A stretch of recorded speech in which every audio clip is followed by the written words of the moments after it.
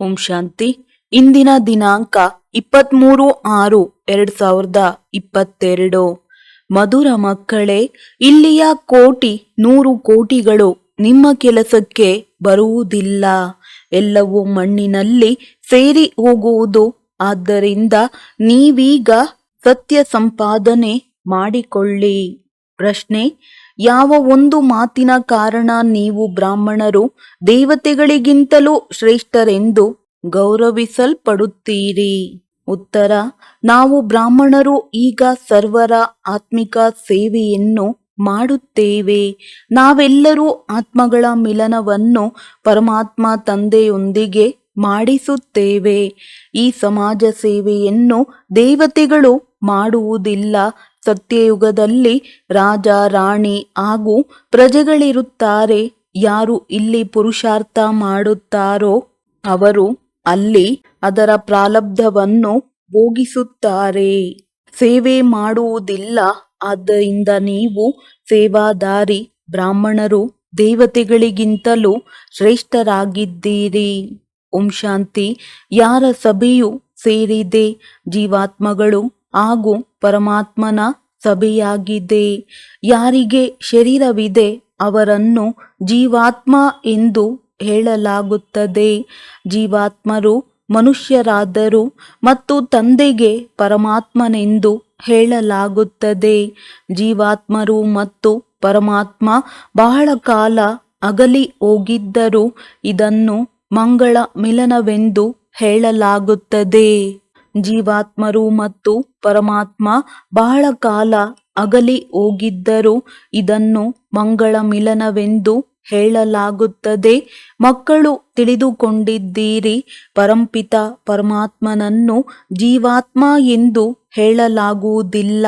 ಏಕೆಂದರೆ ಅವರು ಲೋನನ್ನು ತೆಗೆದುಕೊಳ್ಳುತ್ತಾರೆ, ಅರ್ಥಾತ್ ಶರೀರದ ಆಧಾರವನ್ನು ತೆಗೆದುಕೊಳ್ಳುತ್ತಾರೆ. ಅವರು ಸ್ವಯಂ ಬಂದು ಹೇಳುತ್ತಾರೆ, ಮಕ್ಕಳೇ, ನಾನು ಸಹ ಈ ಪ್ರಕೃತಿಯ ಆಧಾರವನ್ನು ತೆಗೆದುಕೊಳ್ಳಬೇಕಾಗುತ್ತದೆ. ನಾನು ಗರ್ಭದಲ್ಲಂತೂ ಹೋಗುವುದಿಲ್ಲ. ಇವರಲ್ಲಿ ಬ್ರಹ್ಮ ಪ್ರವೇಶ ಮಾಡಿ ತಿಳಿಸುತ್ತೇನೆ. ನೀವು ಜೀವಾತ್ಮರಿಗಂತೂ ತಮ್ಮ ತಮ್ಮ ಶರೀರವಿದೆ. ಆದರೆ ನನಗೆ ನನ್ನದೇ ಆದ ಶರೀರವಿಲ್ಲ ಅಂದಾಗ ಇದು ಭಿನ್ನವಾದ ಸಭೆಯಾಯಿತಲ್ಲವೇ? ಆದರೆ ಇಲ್ಲಿ ಯಾವುದೇ ಗುರು ಹಾಗೂ ಶಿಷ್ಯರು ಕುಳಿತಿಲ್ಲ. ಇದು ಶಾಲೆಯಾಗಿದೆ. ಗುರುವಿನ ನಂತರ ಸಿಂಹಾಸನವು ಸಿಗುತ್ತದೆ ಎಂದಲ್ಲ. ಇಲ್ಲಿ ಸಿಂಹಾಸನದ ಮಾತಿಲ್ಲ. ನೀವು ಮಕ್ಕಳಿಗೆ ಯಾರು ಓದಿಸುತ್ತಿದ್ದಾರೆ ಎನ್ನುವ ನಿಶ್ಚಯವಿದೆ. ನಿಶ್ಚಯವಿಲ್ಲದೆ ಯಾರು ಬರಲು ಸಾಧ್ಯವಿಲ್ಲ. ಜೀವಾತ್ಮಗಳ ವರ್ಣವು ಬ್ರಾಹ್ಮಣ ವರ್ಣವಾಗಿದೆ. ಏಕೆಂದರೆ ಬ್ರಹ್ಮರವರ ಮುಖಾಂತರ ಪರಂಪಿತ ಪರಮಾತ್ಮ ರಚನೆಯನ್ನು ರಚಿಸುತ್ತಾರೆ. ನಾವು ಬ್ರಾಹ್ಮಣರು ಎಲ್ಲರಿಗಿಂತ ಸರ್ವೋತ್ತಮ, ದೇವತೆಗಳಿಗಿಂತಲೂ ಉತ್ತಮರಾಗಿದ್ದೇವೆ ಎನ್ನುವುದನ್ನು ನೀವು ಮಕ್ಕಳು ತಿಳಿದುಕೊಂಡಿದ್ದೀರಿ. ದೇವತೆಗಳು ಯಾವುದೇ ಸಮಾಜ ಸೇವೆಯನ್ನು ಮಾಡುವುದಿಲ್ಲ. ಅಲ್ಲಿ ರಾಜ, ರಾಣಿ ಹೇಗೋ ಪ್ರಜೆಗಳು ಹಾಗೆಯೇ ಇರುತ್ತಾರೆ. ಅವರು ತಮ್ಮ ಪುರುಷಾರ್ಥವನ್ನು ಎಷ್ಟು ಮಾಡಿರುತ್ತಾರೋ ಅದರ ಅನುಸಾರವಾಗಿ ತಮ್ಮ ಪ್ರಾರಬ್ಧವನ್ನು ಭೋಗಿಸುತ್ತಾರೆ. ಅವರು ಯಾವುದೇ ಸೇವೆಯನ್ನು ಮಾಡುವುದಿಲ್ಲ.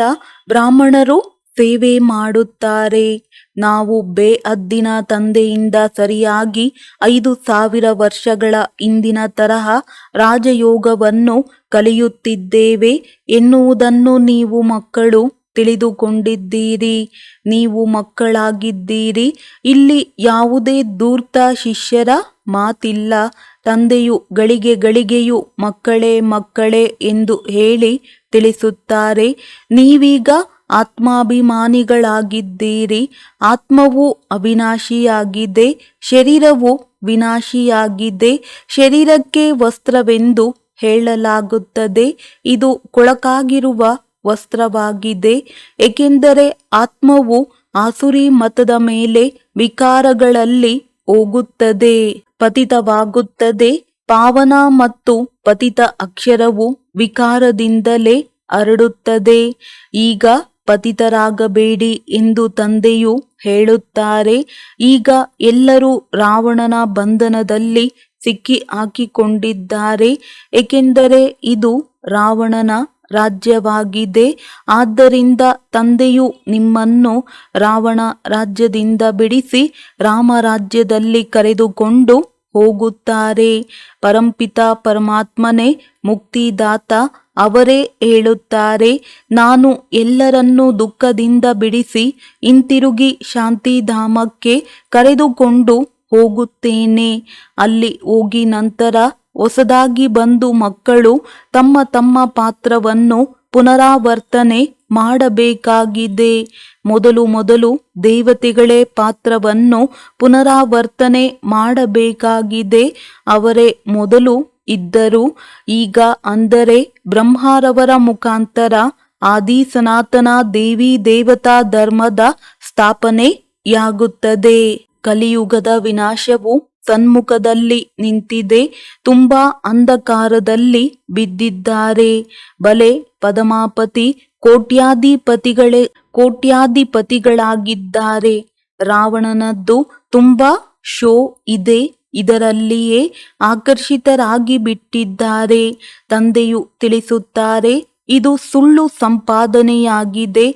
ಇದೆಲ್ಲವೂ ಮಣ್ಣಿನಲ್ಲಿ ಸೇರಿ ಹೋಗುತ್ತದೆ. ಅವರಿಗೆ ಏನೂ ಲಾಭವಾಗುವುದಿಲ್ಲ. ನೀವು ಭವಿಷ್ಯ 21 ಜನ್ಮಗಳಿಗೋಸ್ಕರ ತಂದೆಯಿಂದ ಆಸ್ತಿಯನ್ನು ಪಡೆಯಲು ಬಂದಿದ್ದೀರಿ. ಇದು ಸತ್ಯಖಂಡಕ್ಕೋಸ್ಕರ ಸತ್ಯ ಸಂಪಾದನೆಯಾಗಿದೆ. ಎಲ್ಲರೂ ಹಿಂತಿರುಗಿ ಹೋಗಲೇಬೇಕಾಗಿದೆ. ಎಲ್ಲರದ್ದು ವಾನಪ್ರಸ್ಥ ಅವಸ್ಥೆಯಾಗಿದೆ. ತಂದೆಯು ಹೇಳುತ್ತಾರೆ, ನಾನು ಎಲ್ಲರ ಸದ್ಗತಿದಾತ ಸದ್ಗುರುವಾಗಿದ್ದೇನೆ. ಸಾಧುಗಳ ಪತಿತರ ಎಲ್ಲರ ಉದ್ಧಾರವನ್ನು ನಾನು ಮಾಡುತ್ತೇನೆ. ಶಿವಬಾಬಾರವರನ್ನು ನೆನಪು ಮಾಡಿ ಎಂದು ಚಿಕ್ಕ ಮಕ್ಕಳಿಗೂ ಸಹ ಕಲಿಸಲಾಗುತ್ತದೆ. ಒಬ್ಬ ಶಿವತಂದೆಯ ವಿನಃ ಅನ್ಯರ್ಯಾರೂ ಇಲ್ಲ. ಬಾಕಿ ಮತ್ತೆಲ್ಲ ಚಿತ್ರ ಮುಂತಾದವುಗಳನ್ನು ತೆಗೆದುಹಾಕಿ. ನಾವು ತಂದೆಯಿಂದ ಪುನಃ ಬೇಹದ್ದಿನ ಸುಖದ ಆಸ್ತಿಯನ್ನು ತೆಗೆದುಕೊಳ್ಳಲು ಬಂದಿದ್ದೇವೆ ಎನ್ನುವುದು ನೀವು ಮಕ್ಕಳಿಗೆ ಗೊತ್ತಿದೆ. ಹದ್ದಿನ ತಂದೆಯಿಂದ ಹದ್ದಿನ ಆಸ್ತಿಯನ್ನು ಜನ್ಮ ಜನ್ಮಾಂತರವೂ ತೆಗೆದುಕೊಂಡಿದ್ದೀರಿ. ರಾವಣನ ಆಸುರಿ ಮತದ ಮೇಲೆ ಪತಿತರಾಗುತ್ತಾ ಬಂದಿದ್ದೀರಿ. ಮನುಷ್ಯರು ಈ ಮಾತುಗಳನ್ನು ಅರಿತುಕೊಂಡಿಲ್ಲ. ರಾವಣನನ್ನು ಸುಡುವುದರಿಂದ ರಾವಣನು ಸುಟ್ಟು ಸಮಾಪ್ತಿಯಾಗಬೇಕಲ್ಲವೇ? ಮನುಷ್ಯರನ್ನು ಸುಡುತ್ತಾರೆಂದರೆ ಅವರ ನಾಮರೂಪವೆಲ್ಲವೂ ಸಮಾಪ್ತಿಯಾಗಿ ಬಿಡುತ್ತದೆ. ರಾವಣನ ನಾಮರೂಪವಂತೂ ಮುಚ್ಚಿ ಹೋಗುವುದೇ ಇಲ್ಲ. ಮತ್ತೆ ಮತ್ತೆ ಸುಡುತ್ತಾ ಇರುತ್ತಾರೆ. ತಂದೆ ಹೇಳುತ್ತಾರೆ, ಇದು ಪಂಚವಿಕಾರ ರೂಪಿ ರಾವಣನಾಗಿದ್ದಾನೆ. ಈ ರಾವಣನು ನಿಮ್ಮ 63 ಜನ್ಮಗಳ ಶತ್ರುವಾಗಿದ್ದಾನೆ. ಭಾರತದ ಶತ್ರು ಎಂದರೆ ನಮ್ಮ ಶತ್ರು ಆದರೂ ಯಾವಾಗ ವಾಮ ಮಾರ್ಗದಲ್ಲಿ ಬಂದಿರಿ ಆಗಲೇ ರಾವಣನ ಬಂಧನದಲ್ಲಿ ಬಿದ್ದಿದ್ದೀರಿ. ಅವಶ್ಯವಾಗಿ ಅರ್ಧಕಲ್ಪದಿಂದ ರಾವಣನ ರಾಜ್ಯವಿದೆ. ರಾವಣ ಸುಡುವುದೂ ಇಲ್ಲ, ಸಾಯುವುದೇ ಇಲ್ಲ. ಈಗ ನೀವು ತಿಳಿದುಕೊಂಡಿದ್ದೀರಿ, ರಾವಣ ರಾಜ್ಯದಲ್ಲಿ ನಾವು ತುಂಬಾ ದುಃಖಿಗಳಾಗಿದ್ದೇವೆ. ಇದು ಸುಖ ಮತ್ತು ದುಃಖದ ಆಟವಾಗಿದೆ. ಆದ್ದರಿಂದಲೇ ಗಾಯನ ಮಾಡಲಾಗುತ್ತದೆ. ಮಾಯೆಯೊಂದಿಗೆ ಸೋಲುವುದೇ ಸೋಲು, ಮಾಯೆಯೊಂದಿಗೆ ಗೆಲ್ಲುವುದೇ ಗೆಲುವು. ಈಗ ಮಾಯೆಯನ್ನು ಗೆದ್ದು ನಾವು ಪುನಃ ರಾಮರಾಜ್ಯವನ್ನು ತೆಗೆದುಕೊಳ್ಳುತ್ತೇವೆ. ರಾಮ ಸೀತೆಯರ ರಾಜ್ಯವು ತ್ರೇತಾದಲ್ಲಿರುತ್ತದೆ. ಸತ್ಯಯುಗದಲ್ಲಿ ಲಕ್ಷ್ಮೀ ನಾರಾಯಣರ ರಾಜ್ಯವಿರುತ್ತದೆ. ಅಲ್ಲಿ ಇರುವುದೇ ಆದಿ ಸನಾತನ ದೇವಿ ದೇವತಾ ಧರ್ಮ. ಅದನ್ನು ಈಶ್ವರಿಯ ರಾಜ್ಯ ಎಂದು ಹೇಳುತ್ತಾರೆ, ಏಕೆಂದರೆ ಅದನ್ನು ತಂದೆಯು ಸ್ಥಾಪನೆ ಮಾಡಿದ್ದಾರೆ. ತಂದೆಯನ್ನು ಎಂದೂ ಸರ್ವವ್ಯಾಪಿ ಎಂದು ಹೇಳಲು ಸಾಧ್ಯವಿಲ್ಲ. ಇಲ್ಲಿ ಭ್ರಾತೃತ್ವವಿದೆ. ತಂದೆಯು ಒಬ್ಬರೇ ಆಗಿದ್ದಾರೆ. ನೀವೆಲ್ಲರೂ ಪರಸ್ಪರ ಸಹೋದರರಾಗಿದ್ದೀರಿ. ತಂದೆಯೇ ಕುಳಿತು ಆತ್ಮಗಳಿಗೆ ಓದಿಸುತ್ತಾರೆ. ತಂದೆಯ ಆಜ್ಞೆಯಾಗಿದೆ, ಮಕ್ಕಳೇ, ನನ್ನನ್ನು ನೆನಪು ಮಾಡಿ. ನಾನು ಭಕ್ತಿಯ ಫಲವನ್ನು ಕೊಡಲು ಬಂದಿದ್ದೇನೆ. ಯಾರು ಪ್ರಾರಂಭದಿಂದ ಹಿಡಿದು ಅಂತ್ಯದ ತನಕ ಭಕ್ತಿಯನ್ನು ಮಾಡಿದ್ದಾರೆಯೋ ಅವರಿಗೆ ಮೊಟ್ಟ ಮೊದಲು ನೀವು ಒಬ್ಬ ಶಿವ ತಂದೆಯ ಭಕ್ತಿಯನ್ನು ಮಾಡುತ್ತಿದ್ದೀರಿ. ಸೋಮನಾಥನ ಮಂದಿರವು ಎಷ್ಟೊಂದು ಜಬರ್ದಸ್ತ್ ಆಗಿದೆ. ವಿಚಾರ ಮಾಡಬೇಕು. ನಾವು ಎಷ್ಟು ಸಾಹುಕಾರರಾಗಿದ್ದೆವು. ಈಗ ಬಡವರು ಕವಡೆಯ ಸಮಾನ ಆಗಿಬಿಟ್ಟಿದ್ದೇವೆ. ತಂದೆಯು ಹೇಳುತ್ತಾರೆ, ಈಗ ನಿಮಗೆ 84 ಜನ್ಮಗಳ ಸ್ಮೃತಿ ಬಂದಿದೆ. ಈಗ ನೀವು ಹೇಗಿದ್ದವರು ಹೇಗಾಗುತ್ತಿದ್ದೇವೆ ಎನ್ನುವುದನ್ನು ತಿಳಿದುಕೊಂಡಿದ್ದೀರಿ. ಈಗ ನಿಮಗೆ ಸ್ಮೃತಿಯೂ ಬಂದಿದೆ. ಸ್ಮೃತಿರ್ಲಬ್ಧ ಅಕ್ಷರವು ಈಗಿನದ್ದಾಗಿದೆ. ಇದರ ಅರ್ಥವು ಭಗವಂತನು ಬಂದು ಸಂಸ್ಕೃತದಲ್ಲಿ ಗೀತೆಯನ್ನು ತಿಳಿಸಿದ್ದಾರೆಂದು ತಿಳಿಯಬಾರದಾಗಿದೆ. ಸಂಸ್ಕೃತವಾಗಿದ್ದರೆ ನೀವು ಮಕ್ಕಳು ಏನೂ ತಿಳಿದುಕೊಳ್ಳುವುದಿಲ್ಲ. ಹಿಂದಿ ಭಾಷೆ ಮುಖ್ಯವಾಗಿದೆ. ಇದು ಈ ಬ್ರಾಹ್ಮಣರ ಭಾಷೆಯಾಗಿದೆ. ಈ ಭಾಷೆಯಲ್ಲಿಯೇ ತಿಳಿಸುತ್ತಿದ್ದಾರೆ. ಕಲ್ಪಕಲ್ಪವೂ ಸಹ ಇದೇ ಭಾಷೆಯಲ್ಲಿ ತಿಳಿಸುತ್ತಾರೆ. ನೀವು ತಿಳಿದುಕೊಂಡಿದ್ದೀರಿ. ನಾವೀಗ ಬಾಪ್ ದಾದಾರವರ ಸನ್ಮುಖದಲ್ಲಿ ಕುಳಿತಿದ್ದೇವೆ. ಇದು ಮನೆಯಾಗಿದೆ. ಮೊಮ್ಮ, ಬಾಬಾ, ಸಹೋದರ ಮತ್ತು ಸಹೋದರಿ ಮತ್ಯಾವುದೇ ಸಂಬಂಧವಿಲ್ಲ. ಯಾವಾಗ ಪ್ರಜಾಪಿತ ಬ್ರಹ್ಮನ ಮಕ್ಕಳಾಗುತ್ತೀರಿ ಆಗಲೇ ಸಹೋದರ ಸಹೋದರಿಯ ಸಂಬಂಧವಾಗುತ್ತದೆ. ಇಲ್ಲವೆಂದರೆ ಆತ್ಮನ ಸಂಬಂಧದಲ್ಲಿ ಸಹೋದರರಾಗಿದ್ದೀರಿ. ತಂದೆಯಿಂದ ಆಸ್ತಿಯು ಸಿಗುತ್ತಿದೆ. ನಮ್ಮ ತಂದೆಯು ಬಂದು ಬಿಟ್ಟಿದ್ದಾರೆ ಎನ್ನುವುದನ್ನು ಆತ್ಮವು ತಿಳಿದುಕೊಂಡಿದೆ. ನೀವು ಬ್ರಹ್ಮಾಂಡದ ಮಾಲೀಕರಾಗಿದ್ದೀರಿ. ತಂದೆಯೂ ಸಹ ಬ್ರಹ್ಮಾಂಡದ ಮಾಲೀಕನಾಗಿದ್ದಾರಲ್ಲವೇ? ಹೇಗೆ ಆತ್ಮ ನಿರಾಕಾರವಾಗಿದೆ ಹಾಗೆಯೇ ಪರಮಾತ್ಮನು ನಿರಾಕಾರನಾಗಿದ್ದಾರೆ. ಹೆಸರೇ ಆಗಿದೆ ಪರಂಪಿತ ಪರಮಾತ್ಮ, ಅರ್ಥಾತ್ ಅತಿ ದೂರ ಇರುವಂತಹ ಆತ್ಮ. ಪರಮಾತ್ಮನ ಅರ್ಥವಾಗಿದೆ ಪರಮಾತ್ಮ. ತಂದೆಯಿಂದ ಆಸ್ತಿಯೂ ಸಿಗುತ್ತದೆ. ಇಲ್ಲಿ ಯಾವುದೇ ಸಾಧು ಸಂತ ಮಹಾತ್ಮರಿಲ್ಲ, ಮಕ್ಕಳಿದ್ದಾರೆ. ತಂದೆಯಿಂದ ಬೇಹಿದ್ದಿನ ಆಸ್ತಿಯನ್ನು ತೆಗೆದುಕೊಳ್ಳುತ್ತಿದ್ದೀರಿ. ಮತ್ಯಾರು ಆಸ್ತಿಯನ್ನು ಕೊಡುವುದಿಲ್ಲ. ತಂದೆಯು ಸತ್ಯಯುಗದ ಸ್ಥಾಪನೆ ಮಾಡುವವರಾಗಿದ್ದಾರೆ. ತಂದೆಯು ಸದಾ ಸುಖವನ್ನೇ ಕೊಡುತ್ತಾರೆ. ತಂದೆಯು ಸುಖ ದುಃಖ ಎರಡನ್ನೂ ಕೊಡುತ್ತಾರೆಂದಲ್ಲ, ಇದು ನಿಯಮವೇ ಇಲ್ಲ. ತಂದೆಯು ಸ್ವಯಂ ತಿಳಿಸುತ್ತಾರೆ, ನಾನು ನೀವು ಮಕ್ಕಳಿಗೆ ಪುರುಷಾರ್ಥ ಮಾಡಿಸುತ್ತೇನೆ ಎಂದಾಗ 21 ಜನ್ಮಗಳಿಗೋಸ್ಕರ ದೇವತೆಗಳಾಗಿ. ತಂದೆಯು ಸುಖದಾತ ಆದರಲ್ಲವೇ ದುಃಖಹರ್ತ ಸುಖಕರ್ತ. ಈಗ ನೀವು ತಿಳಿದುಕೊಂಡಿದ್ದೀರಿ. ದುಃಖವನ್ನು ಯಾರು ಕೊಡುತ್ತಾರೆ? ರಾವಣ. ಇದಕ್ಕೆ ವಿಕಾರಿ ಪ್ರಪಂಚವೆಂದು ಹೇಳಲಾಗುತ್ತದೆ. ಸ್ತ್ರೀ ಪುರುಷ ಇಬ್ಬರು ವಿಕಾರಿಗಳಾಗಿದ್ದಾರೆ. ಸತ್ಯಯುಗದಲ್ಲಿ ಇಬ್ಬರು ನಿರ್ವಿಕಾರಿಗಳಾಗಿದ್ದರು. ಲಕ್ಷ್ಮೀ ನಾರಾಯಣರ ರಾಜ್ಯವಿತ್ತಲ್ಲವೇ? ಅಲ್ಲಿ ಕಾನೂನಿನಿಂದ ರಾಜ್ಯವು ನಡೆಯುತ್ತದೆ. ಪ್ರಕೃತಿಯು ನಿಮ್ಮ ಆಜ್ಞೆಯಂತೆ ನಡೆಯುತ್ತದೆ. ಅಲ್ಲಿ ಯಾವುದೇ ಉಪದ್ರವಗಳಾಗುವುದಿಲ್ಲ. ನೀವು ಮಕ್ಕಳು ಸ್ಥಾಪನೆಯ ಸಾಕ್ಷಾತ್ಕಾರವನ್ನು ನೋಡಿದ್ದೀರಿ. ವಿನಾಶವಂತೂ ಅವಶ್ಯವಾಗಿ ಆಗುವುದಿದೆ. ಹೋಲಿಕಾದಲ್ಲಿ ಹಾಡನ್ನು ಮಾಡುತ್ತಾರಲ್ಲವೇ? ಕೇಳುತ್ತಾರೆ, ಇವರ ಹೊಟ್ಟೆಯಿಂದ ಏನು ಹೊರಬರಬಹುದು? ಅದಕ್ಕೆ ಒನಕೆ ಎಂದು ಹೇಳಿದರು. ಸತ್ಯ ಮಾತನ್ನು ನೀವು ಅರಿತುಕೊಂಡಿದ್ದೀರಿ. ವಿಜ್ಞಾನವು ಎಷ್ಟು ತೀಕ್ಷ್ಣವಾಗಿದೆ, ಬುದ್ಧಿಯ ಕೆಲಸವಾಗಿದೆ ಎಲ್ಲವೇ. ವಿಜ್ಞಾನದ ಎಷ್ಟೊಂದು ಪ್ರಭಾವವಿದೆ. ವಿಮಾನ ಮುಂತಾದ ವಸ್ತುಗಳನ್ನು ಸುಖಕ್ಕೋಸ್ಕರ ತಯಾರಿಸುತ್ತಾರೆ. ನಂತರ ಇದೇ ವಸ್ತುಗಳಿಂದ ವಿನಾಶವನ್ನು ಮಾಡುತ್ತಾರೆ. ಅಂತ್ಯದಲ್ಲಿ ತಮ್ಮ ಕುಲದ ವಿನಾಶವನ್ನು ತಾವೇ ಮಾಡಿಕೊಳ್ಳುತ್ತಾರೆ. ನೀವು ಗುಪ್ತವಾಗಿದ್ದೀರಿ. ನೀವು ಯಾರೊಂದಿಗೂ ಯುದ್ಧ ಮಾಡುವವರಲ್ಲ, ಯಾರಿಗೂ ದುಃಖವನ್ನು ಕೊಡುವುದಿಲ್ಲ. ತಂದೆಯು ಹೇಳುತ್ತಾರೆ, ಮನಸಾ ವಾಚಾ ಕರ್ಮಣ ಯಾರಿಗೂ ದುಃಖವನ್ನು ಕೊಡಬಾರದಾಗಿದೆ.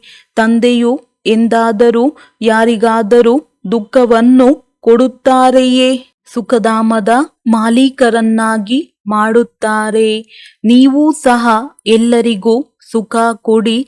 ತಂದೆಯು ತಿಳಿಸಿದ್ದಾರೆ, ಯಾರು ಏನೇ ಹೇಳಲಿ ಶಾಂತಿಯಿಂದ ಹರ್ಷಿತವಾಗಿರಬೇಕು. ಯೋಗದಲ್ಲಿದ್ದು ಮುಗುಳ್ನಗುತ್ತಾ ಇರಬೇಕು. ನಿಮ್ಮ ಯೋಗ ಬಲದಿಂದ ಅವರೂ ಸಹ ಶಾಂತವಾಗಿ ಬಿಡುತ್ತಾರೆ. ವಿಶೇಷವಾಗಿ ಟೀಚರ್ನ ನಡವಳಿಕೆಯು ತುಂಬ ಚೆನ್ನಾಗಿರಬೇಕು. ಯಾರೊಂದಿಗೂ ತಿರಸ್ಕಾರದ ಭಾವನೆ ಇರಬಾರದು. ತಂದೆಯು ಹೇಳುತ್ತಾರೆ, ನನಗೆ ಯಾರೊಂದಿಗಾದರೂ ತಿರಸ್ಕಾರದ ಭಾವನೆ ಇದೆಯೇ? ಎಲ್ಲರೂ ಪತಿತರಾಗಿದ್ದಾರೆ. ಈ ನಾಟಕವು ಮಾಡಲ್ಪಟ್ಟಿದೆ ಎನ್ನುವುದನ್ನು ತಿಳಿದುಕೊಂಡಿದ್ದೇನೆ. ಇವರ ಚಲನೆಯೇ ಈ ರೀತಿ ಇದೆ ಎನ್ನುವುದನ್ನು ಸಹ ತಿಳಿಯುತ್ತೇನೆ. ಆಹಾರ ಪದಾರ್ಥಗಳು ಎಷ್ಟೊಂದು ಪತಿತವಾಗಿದೆ.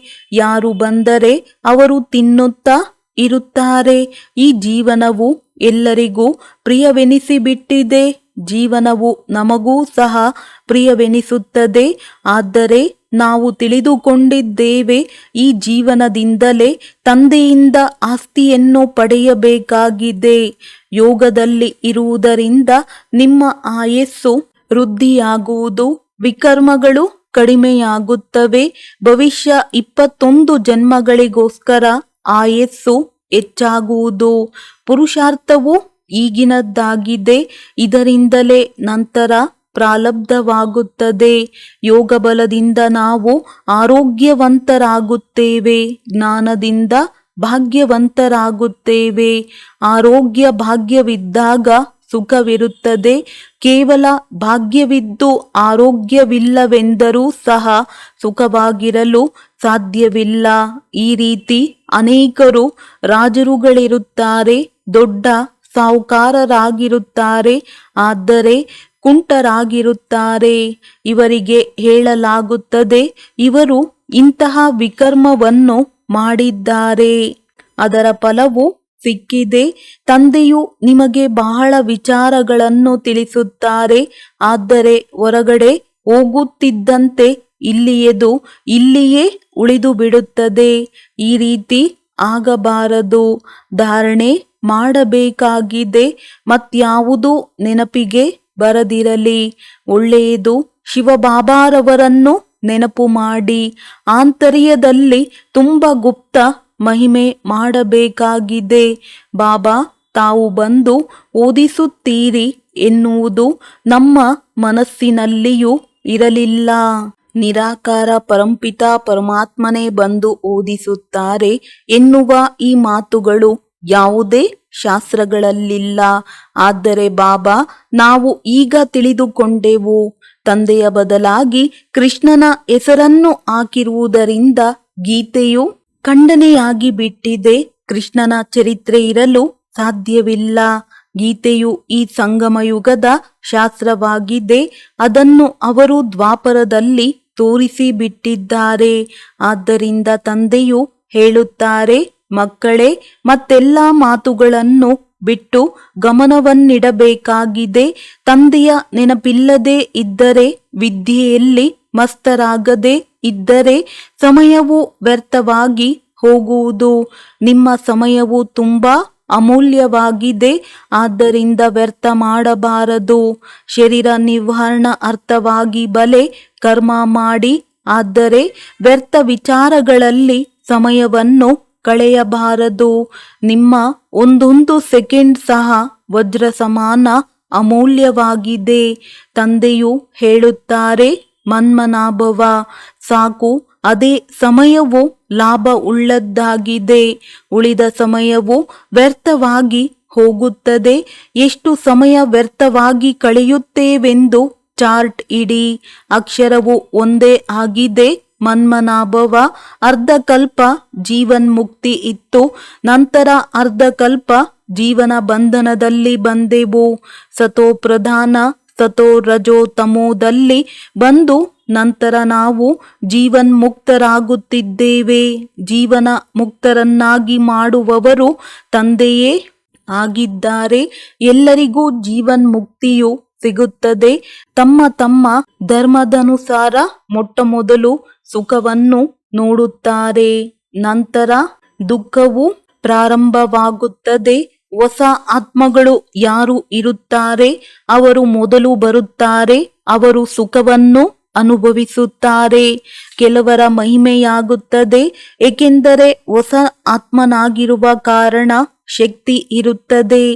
ನಿಮ್ಮ ಒಳಗೆ ಖುಷಿಯ ಸಂಗೀತವು ಮೊಳಗಬೇಕು. ನಾವು ಬಾಪ್ ದಾದಾರವರ ಸನ್ಮುಖದಲ್ಲಿ ಕುಳಿತಿದ್ದೇವೆ.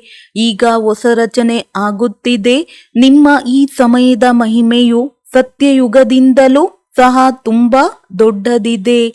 ಜಗದಂಬ ದೇವಿಯರು ಎಲ್ಲರೂ ಸಂಗಮದಲ್ಲಿದ್ದರು, ಬ್ರಾಹ್ಮಣರಿದ್ದರು. ನೀವು ತಿಳಿದುಕೊಂಡಿದ್ದೀರಿ, ನಾವು ಈಗ ಬ್ರಾಹ್ಮಣರಾಗಿದ್ದೇವೆ, ನಂತರ ನಾವೇ ದೇವತಾ ಪೂಜ್ಯನೀಯ ಯೋಗ್ಯರಾಗುತ್ತೇವೆ. ನಂತರ ನಿಮ್ಮ ನೆನಪಾರ್ಥವಾಗಿ ಮಂದಿರಗಳಾಗಿ ಬಿಡುತ್ತವೆ. ನೀವು ಚೈತನ್ಯ ದೇವಿಯರಾಗುತ್ತೀರಿ. ಅವರಂತೂ ಜಡ ಆಗಿದ್ದಾರೆ. ಅವರೊಂದಿಗೆ ಕೇಳಿ, ಈ ದೇವಿಯರು ಹೇಗಾದರೂ. ಒಂದು ವೇಳೆ ಯಾರೇ ಮಾತನಾಡುತ್ತಾರೆಂದರೆ ತಿಳಿಸಿ, ನಾವೇ ಬ್ರಾಹ್ಮಣರಾಗಿದ್ದೆವು, ನಂತರ ನಾವೇ ದೇವತೆಗಳಾಗುತ್ತೇವೆ. ನೀವೀಗ ಚೈತನ್ಯದಲ್ಲಿ ಇದ್ದೀರಿ, ನೀವು ತಿಳಿಸಬಲ್ಲಿರಿ. ಈ ಜ್ಞಾನವು ಎಷ್ಟೊಂದು ಫಸ್ಟ್ ಕ್ಲಾಸ್ ಆಗಿದೆ. ಅವಶ್ಯವಾಗಿ ನೀವು ಸ್ಥಾಪನೆ ಮಾಡುತ್ತಿದ್ದೀರಿ. ಮಕ್ಕಳು ಹೇಳುತ್ತಾರೆ, ಬಾಬಾ, ನಾವು ಲಕ್ಷ್ಮೀ ನಾರಾಯಣರಿಗಿಂತ ಕಡಿಮೆ ಪದವಿಯನ್ನು ತೆಗೆದುಕೊಳ್ಳುವುದಿಲ್ಲ. ನಾವಂತೂ ಪೂರ್ಣ ಆಸ್ತಿಯನ್ನು ತೆಗೆದುಕೊಳ್ಳುತ್ತೇವೆ. ಈ ಶಾಲೆಯೇ ಈ ರೀತಿ ಇದೆ. ಎಲ್ಲರೂ ಸಹ ಪ್ರಾಚೀನ ರಾಜಯೋಗವನ್ನು ಕಲಿಯಲು ಬಂದಿದ್ದೇವೆಂದು ಹೇಳುತ್ತಾರೆ. ಯೋಗದಿಂದ ದೇವಿ ದೇವತೆಗಳಾಗುತ್ತೀರಿ. ಈಗಂತೂ ಶೂದ್ರರಿಂದ ಬ್ರಾಹ್ಮಣರಾಗಿದ್ದೀರಿ, ನಂತರ ಬ್ರಾಹ್ಮಣರಿಂದ ದೇವತೆಗಳಾಗುತ್ತೀರಿ. ಮೂಲ ಮಾತು ನೆನಪಿನದ್ದಾಗಿದೆ. ನೆನಪಿನಲ್ಲಿಯೇ ಮಾಯೆಯು ವಿಘ್ನಗಳನ್ನು ಹಾಕುತ್ತದೆ. ನೀವು ತುಂಬಾ ಪ್ರಯತ್ನ ಮಾಡುತ್ತೀರಿ, ಆದರೂ ಸಹ ಬುದ್ಧಿಯು ಒಂದಲ್ಲ ಒಂದು ಕಡೆ ಹೊರಟು ಹೋಗುತ್ತದೆ. ಇದರಲ್ಲಿಯೇ ಎಲ್ಲ ಪರಿಶ್ರಮವಿದೆ. ಒಳ್ಳೆಯದು. ಮಧುರಾತಿ ಮಧುರ ಅಗಲಿ ಹೋಗಿ ಮರಳಿ ಸಿಕ್ಕಿರುವ ಮಕ್ಕಳ ಪ್ರತಿ ಮಾತಾಪಿತಾ ಬಾಪ್ ದಾದಾರವರ ನೆನಪು, ಪ್ರೀತಿ ಹಾಗೂ ಸುಪ್ರಭಾತ. ಆತ್ಮಿಕ ಮಕ್ಕಳಿಗೆ ಆತ್ಮಿಕ ತಂದೆಯ ನಮಸ್ತೆ. ಧಾರಣೆಗಾಗಿ ಮುಖ್ಯ ಸಾರ.